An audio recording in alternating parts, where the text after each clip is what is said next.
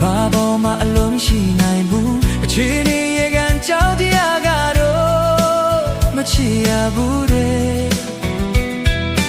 တို့နေရမချစ်တင်ဘူးတဲ့ဘယ်ချိန်တို့နေရဝေးကြရနဲ့ကျိုးတင်ကတိထားတော့လေတွေ့နာနဲ့နောင်ကျိုးတစ်ချောင်းကိုတော့မဖြတ်နိုင်ဘူး